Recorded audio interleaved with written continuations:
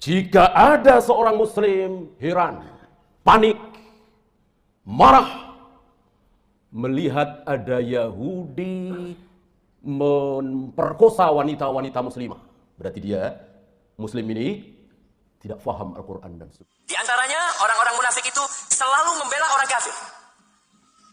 Orang munafik itu belain orang kafir, yang Islam nggak dibelain. Berarti dia muslim ini tidak faham Al-Quran dan Sunnah. Belain orang kafir, yang Islam nggak dibelain. Jika ada seorang muslim yang heran, ada Yahudi membantai ribuan kaum muslimin, ketahuan bahwa si muslim ini tidak baca Al-Quran dan Sunnah. Ketika ada seorang muslim kaget melihat ada Yahudi merebut harta kaum muslimin, negeri kaum muslimin, ketahuan ini si muslim gak baca Al-Quran dan Sunnah. Jika ada seorang muslim heran, panik, marah melihat ada Yahudi memperkosa wanita-wanita muslimah, berarti dia muslim ini tidak faham Al-Quran dan Sunnah. Dan tanda-tanda munafik itu banyak sekali. Di antaranya orang-orang munafik itu selalu membela orang kafir. Orang munafik itu belain orang kafir, yang Islam nggak dibelain. Dan kita melihat ada orang-orang Islam yang memberikan loyalitas mereka kepada orang-orang non-muslim. Allah mengatakan, Allah menegur para sahabatnya pada waktu di Madinah. Ha antum haula'i tuhibbunahum wa la yuhibbunakum. Kalian nih cinta sama mereka, mereka tuh nggak cinta sama kalian. Dibohongin kalian, pura-pura. Tapi kita, oh ini orang baik ini. Allahu Akbar.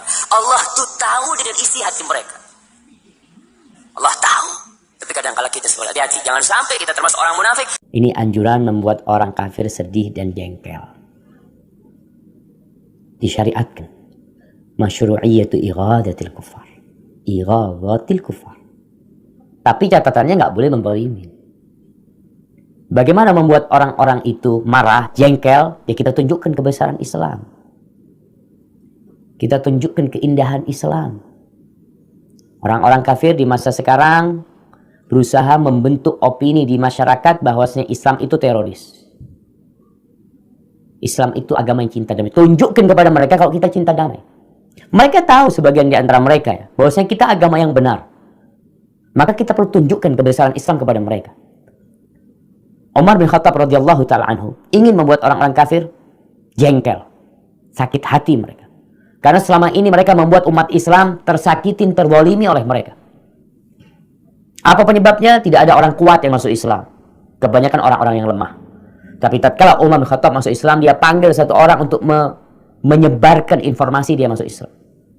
Bukan sembunyi-sembunyi masuk Islamnya Umar bin Khattab. Dan kita tahu orang tua kalau tahu anaknya masuk Islam benci, marah. Apalagi kalau mereka tahu orang yang selama ini menjadi pendukung mereka ternyata berbelot menurut pandang kacamata mereka mendukung Islam. Dan Umar melakukan itu. Sholat di dekat Ka'bah. Ditunjukkan keislamannya. Yang mau menyakitin silahkan. Yang mau berantem ya silahkan. Aku tunggu, kata Umar bin Khattab radhiyallahu anhu. Kemudian Syekh menyebutkan bagaimana kesedihan orang-orang Quraisy, kekecewaan mereka, yang ini membuat mereka melakukan tindakan yang lebih parah lagi, yang lebih bejat lagi. Mereka mengadakan pemboikotan buat Bani Hashim. Salah satu sebabnya ketika mereka melihat Islam semakin kuat dengan masuk Islamnya Umar bin Khattab dan Hamzah bin Abdul Muttalib radhiyallahu ta'ala anhum. Maka sini disebutkan, subhanallah jemaah, Allah berfirman, wala yata'una mawti'an yaghidul kuffar. Dan tidak pula menginjak suatu tempat yang membangkitkan amarah orang-orang kafir. Silahkan marah sama Islam. Tafadhal. Mereka terlalu sering membuat umat Islam marah, tapi dengan kezaliman. Kita nggak boleh membuat orang kafir marah dengan menzalimin mereka. Nggak boleh. Dosa. Karena kita diperintahkan untuk berlaku adil Tapi kalau urusan seperti yang ditunjukkan bagaimana Umar melakukan perbuatan yang positif, perbuatan yang benar, tapi perbuatan itu membuat orang kafir murka. Makanya sekarang jamaah, ana senantiasa mengingatkan teman-teman yang para ustadz, para pendakwah untuk memanfaatkan media dalam berdakwah. Karena kalau kita isi media, kita kuasai media dengan ceramah-ceramah, dengan kajian-kajian, itu akan membuat orang kafir marah. Ketika konten YouTube umpamanya lebih banyak yang positif daripada yang negatif, itu mereka marah.